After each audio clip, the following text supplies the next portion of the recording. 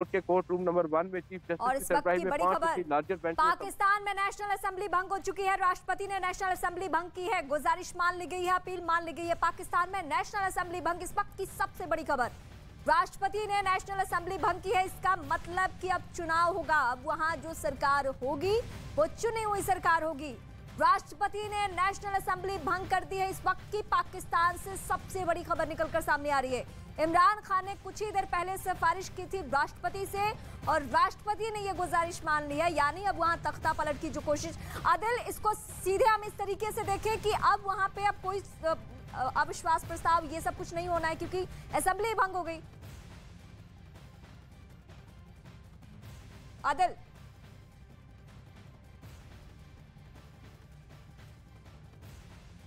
तो पाकिस्तान में अब चुनाव सीधे किया जाना है, असेंबली भंग कर दी गई है। पाकिस्तान के लिहाज से यह सबसे बड़ी खबर है। आदिल इस वक्त हमारे साथ जुड़ चुके हैं। नेशनल असेंबली भंग की जा चुकी है राष्ट्रपति के जरिए इमरान खान की सिफारिश के बाद। आदिल, क्या अब सीधे चुनाव होगा?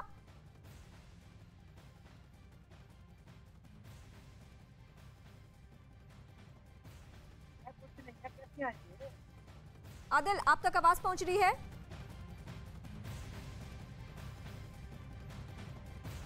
प्लीज एक दफा सवाल दोहरा दीजिएगा। मेरा सवाल यह है कि नेशनल असेंबली भंग हो चुका है, क्या अब ये सरकार अब सीधे चुनाव में जाएगी? जी, बज़ाहिर तो यही लग रहा है, असेंबलियां टूट गई हैं और उसके बाद चुनाव ही है और जो कबल अज़ वक्त चुनाव है उसकी अब इलेक्शन कमीशन ने तारीख देना है। लेकिन दूसरी तरफ एक बहुत बड़ा जो आईनी बहरान हमें पैदा हुआ आज नजर आया है। नेशनल असेंबली के स्पीकर ने जो करारदाद, जो रेजोल्यूशन को आज रिजेक्ट किया है, उसके ऊपर अब जो सुप्रीम कोर्ट है उसकी भी ऑब्जर्वेशंस आ सकती हैं, क्योंकि जो कानूनी माहिरीन हैं, जो लॉ जो एक्सपर्ट्स हैं, वो लोग ये कह रहे हैं कि बेशक जो सुप्रीम कोर्ट है वो पार्लियामेंट्री जो प्रोसीडिंग्स है उनमें दखल नहीं दे सकती, उन पर कोई रूलिंग नहीं दे सकती। लेकिन जो ये अब तो ये मामला सब खत्म हो गया ना आदिल। आदिल, भारत में जो हम भारत में जिस तरीके है और इसमें सुप्रीम कोर्ट, आदिल पहले सुनिए जो मैं सवाल पूछ रही हूँ। भारत में ऐसा होता है कि असेंबली खत्म, मतलब अब कोई फिर चुनाव और कुछ भी नहीं, सीधे चुनाव में जाना है। अगर पाकिस्तान में असेंबली भंग, इसका मतलब कि फिर सुप्रीम कोर्ट जाने का क्या मतलब है? वहां पे तो असेंबली चल ही नहीं सकती है। मेरा सवाल ये है अब सीधा।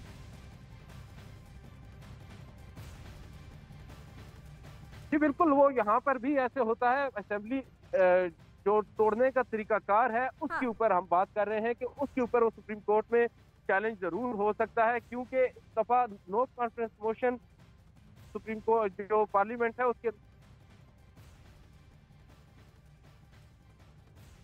और इस वक्त हम आपको ये भी अपडेट कर दें, जो भारत की प्रक्रिया है सिमिलरली उसी तरीके से वहां भी प्रक्रिया है, असेंबली भंग। लेकिन इमरान खान जब तक सरकार नई चुनकर नहीं आ जाती है, कार्यवाहक प्रधानमंत्री के तौर पर इमरान खान बरकरार रहेंगे। यानी जो इमरान खान की कोशिश थी वही कोशिश उनकी कामयाब यहाँ पे होती हुई दिखी। इमरान की कोशिश ये थी कि अगर तख्ता पलट होना है, अगर कुछ भी होना है तो चुनाव के जरिए हो। और उन्होंने आज ही 1 घंटे पहले, अब से कुछ ही देर पहले, उन्होंने राष्ट्रपति से गुजारिश की। गुजारिश और सिफारिश ये थी कि आप नेशनल असेंबली भंग कर दीजिए। राष्ट्रपति ने फिलहाल मुहर लगा दी है, नेशनल असेंबली भंग। यानी अब सुप्रीम कोर्ट में भी अगर आप जाते हैं तो आप सदन की कार्यवाही बुलाने की कोशिश नहीं कर सकते हैं, क्योंकि सदन ही भंग है, असेंबली ही भंग है। इसका मतलब ये क्लियर है कि अब सिर्फ वहां पे चुनाव हो सकता है। वहां पे जो कोशिश हो रही थी वोटिंग प्रक्रिया के जरिए, सदन के जरिए कि एक नई सरकार चुन के आ जाएगी, वो अब पाकिस्तान में संभव नहीं है।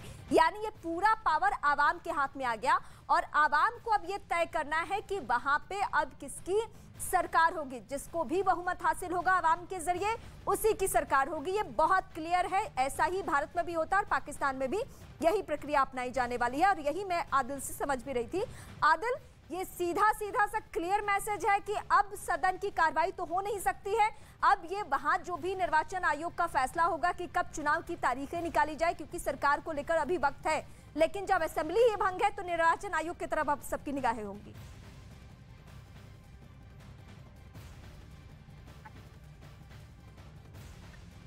आदिल,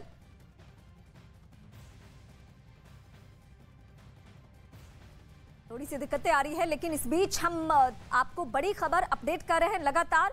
और सरप्राइज आ चुका है। अब सीधा चुनाव, यानी अब जो 25 अप्रैल तक एक तारीख थी कि उस दिन तक सदन स्थगित है, अब स्थगित नहीं, अब राष्ट्रपति ने सदन को, असेंबली को भंग कर दिया है। इसका मतलब यह है कि अब वहां की तमाम पार्टियों को, एक दूसरे पर आरोप लगाने वाली पार्टियों को, सभी को चुनाव में जाना होगा। अब यह फैसला किसी नेता सांसद के हाथ में नहीं रह गया है कि वो चुन के सरकार बना दे। अब ये पावर एक बार फिर से शिफ्ट हो गया है कहां पे? आवाम के पास, जनता के पास। और ये आप कह सकते हैं ट्रम्प कार्ड कह सकते हैं, तुरुप का पत्ता कह सकते हैं। ये इमरान खान ने जो सरप्राइज दिया है, सिर्फ पाकिस्तान नहीं, जब जो कि भारत में भी बैठे हुए कुछ जानकार हैं, उनको भी लग रहा था कि ये तो चंद घंटा है, इमरान खान की कुर्सी किसी भी वक्त जा सकती है। ये सबके लिए एक सरप्राइज सामने आ चुका है और अब ये कहा जा रहा है कि पाकिस्तान में चुनाव कराया जाएगा। पाकिस्तान की अगर नेशनल असेंबली भंग हो गई है तो अब चुनाव होगा वहां पे सीधा। अब चुनाव आयोग कब की तारीख देता है, क्योंकि सरकार की अवधि अभी बाकी है, अभी 1.5 साल से ज्यादा वक्त बाकी है, तो ये सब कुछ चुनाव आयोग पर निर्भर करता है। जायजा लेने के बाद उन्होंने हमले की तैयारी शुरू कर दी। इसके लिए लकड़ी के एक बड़े बक्से से कई रॉकेट निकालकर सड़क पर रख दिए गए। वहीं दूसरी तरफ एक चेचन लड़ाका रॉकेट लॉन्चर को तैयार करता दिखा। इसके बाद 2 लोगों ने रॉकेट लॉन्चर को उठाया और टारगेट की तरफ ले गए। वहां पहले दूरबीन से निशाने को देखा गया और फिर रॉकेट को लोड करके दाग दिया गया। इसी तरह चेचन लड़ाकों ने एक के बाद एक कई। और इस वक्त की सबसे बड़ी खबर पाकिस्तान से है, जहां तख्ता पलट होते होते वहां असेंबली ही भंग हो चुकी है, यानी अब सीधा वहां पे सबको चुनाव में जाना है। अब ये पब्लिक को तय करना है कि अगला प्रधानमंत्री वहां का कौन होगा। अब ये कोई सांसद अपनी वोटिंग के जरिए नहीं तय कर सकता है। पहले सिर्फ कुछ दिनों की मोहलत मिली थी, लेकिन अब जो राष्ट्रपति से गुजारिश की थी इमरान खान ने, उनकी गुजारिश, उनकी सिफारिश मान ली गई है और फिलहाल नेशनल असेंबली अब तक की सबसे बड़ी खबर भंग कर दी गई है। और ये प्रोसेस अब इस तरीके से आगे बढ़ना है कि वहां पे चुनाव होना है। चुनाव की तारीख कौन सी होगी ये तय करना है चुनाव आयोग को, और चुनाव आयोग की तारीखों के जरिए ही ये तय होगा कि अब पार्टियां किस तरीके से चुनाव में सक्रिय हो। लेकिन अब वहां पे फिर से हो हंगामे के आसार देखने को मिलेंगे। बिलावल भुट्टो ने कहा हम नेशनल असेंबली छोड़ेंगे ही नहीं, हम यहीं पे धरना देंगे, सुप्रीम कोर्ट जाएंगे। लेकिन सुप्रीम कोर्ट के लिए आज रविवार का दिन था, लेकिन सुप्रीम कोर्ट भी अगर जाया जाएगा तो अब कौन सा मुद्दा उठेगा, क्योंकि अब यहाँ पे सदन में कार्रवाई शुरू नहीं हो सकती है, सदन ही भंग है पूरी तरीके से। अब क्या संविधान के नियमों का उल्लंघन किया है इमरान खान ने, इसके ऊपर बहस होनी है। ये याचिका जब डाली जाएगी सुप्रीम कोर्ट में, तब उसके बाद यह हम अपडेट आपको करेंगे कि विपक्ष ने कौन कौन से पॉइंट्स गिनाए हैं। आर्टिकल 6 जो पाकिस्तान का है वो क्या कहता है? वो आर्टिकल 6 पाकिस्तान का ये कहता है कि अगर किसी ने, चाहे वो किसी भी ओहदे पे बैठा हुआ व्यक्ति हो, अगर उसने संविधान का उल्लंघन किया है, अगर उसने नियमों को तोड़ा है, अगर उसने जो संविधान से सारी प्रक्रिया आगे बढ़ती है उन सब में किसी को भी तोड़ा है, तो उसके ऊपर एक्शन हो सकता है। और यही वजह है कि विपक्ष ने कहा कि इमरान खान को जेल जाना पड़ेगा, इमरान खान के ऊपर केस होगा, इमरान खान के ऊपर एक्शन होगा। तो क्या होने जा रहा है ये कल के लिए हमें सुप्रीम कोर्ट के हवाले से इंतजार करना होगा। लेकिन इस वक्त संसद भंग, इमरान खान कार्यवाहक पीएम के तौर पे बने रहेंगे। भारत में भी यही प्रक्रिया होती है और पाकिस्तान में भी सिमिलरली इसी तरीके से वहां भी चल रहा है।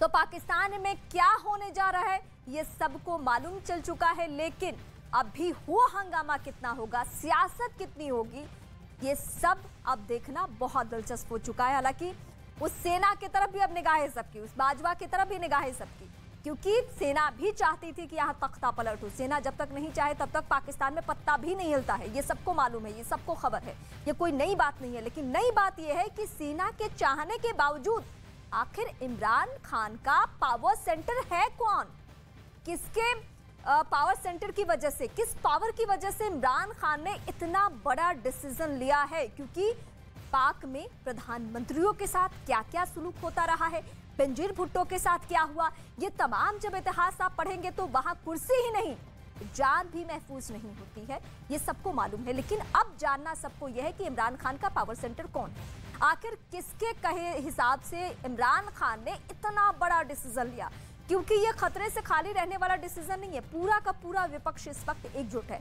आप बिलावल भुट्टो का लहजा देखिए, आप किसी और दूसरी पार्टी जो विपक्ष की पार्टी है उसका लहजा देखिए, एक के बाद एक सब हमलावर होते जा रहे हैं इमरान खान को लेकर, एक के बाद एक सबने पूरे पाकिस्तान की खस्ता हालत को लेकर इनके ऊपर ठीकरा फोड़ा, लेकिन फर्क जरा सा भी नहीं पड़ा इमरान खान के ऊपर।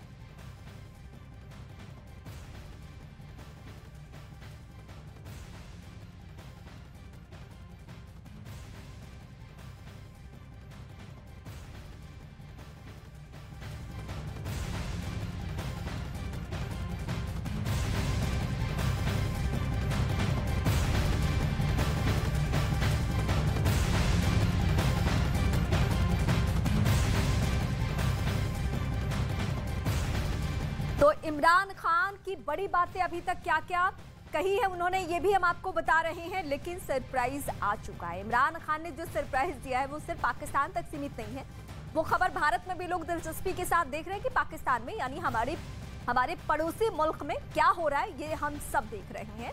और हुआ ये कि अब वहां पे चुनाव की सूरत आ चुकी है।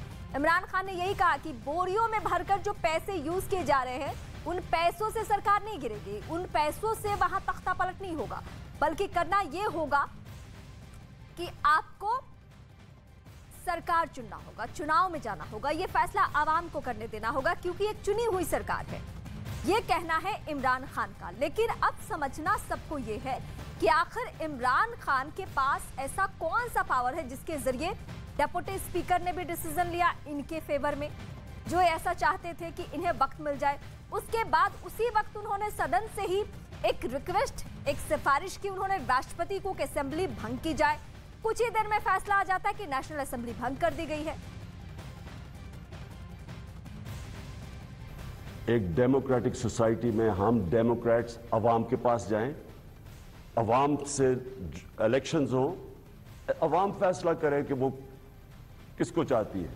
कोई बाहर से साजिश और इस तरह के लोग, करप्ट लोग, पैसे की बोरियों से लोगों को खरीद के इस मुल्क की तकदीर का फैसला ना करें। वो लोग जो सारे अचकन सलवा के बैठे हुए हैं और वो करोड़ों रुपया इन्होंने खर्च किया लोगों को खरीदने के लिए, ये सारा पैसा इंशाल्लाह ज़ाया होगा। और जिन लोगों ने ये पैसा लिया है, मैं आप सबको कहता हूं कि कोई अभी भी कोई स्वाब कमा लें, कि कोई पनाह गाह पे लगा दें, कोई यतीम खाना खोल दें, कोई गरीबों के लिए मैं पैसा डिस्ट्रीब्यूट करें।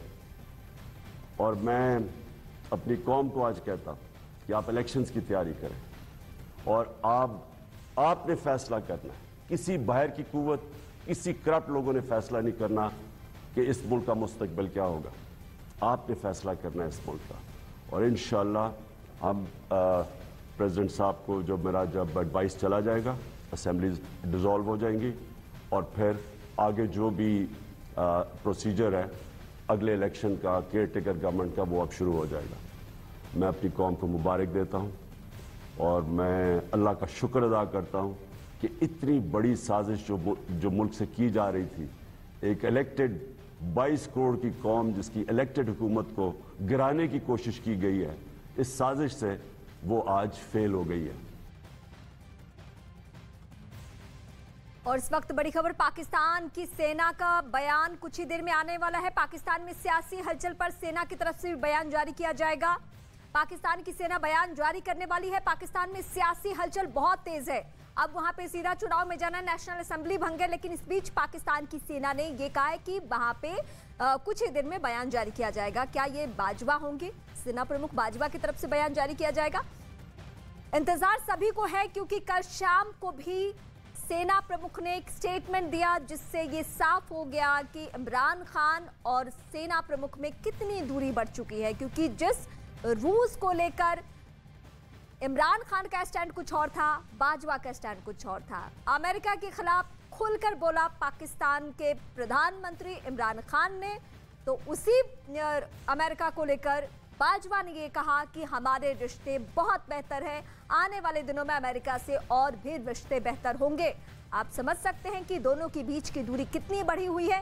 लेकिन अगर यहाँ पे पाकिस्तान में नेशनल असेंबली भंग है तो सेना का क्या स्टैंड होगा? क्या चुनाव के लिए विपक्षी पार्टियां राजी हो जाएंगी? अब ये सब कुछ ही देर में क्लियर होते जाएगा, साफ होते जाएगा, जिसके लिए थोड़ा इंतजार करना होगा। इस वक्त टीवी स्क्रीन पर मैं आपको जो तस्वीर दिखा रहे हैं वो बाजवा की तस्वीर दिखा रहे हैं। ये वही बाजवा है जिनको ये कहा जाता है कि ये सुपर पीएम के पावर में होते हैं, यानी देश इनके हिसाब से चलता है, पीएम इनके हिसाब से चलते हैं। इमरान खान ने आंखें टेढ़ी की अगर उन्होंने दिखाया कि हम सुपर पीएम है,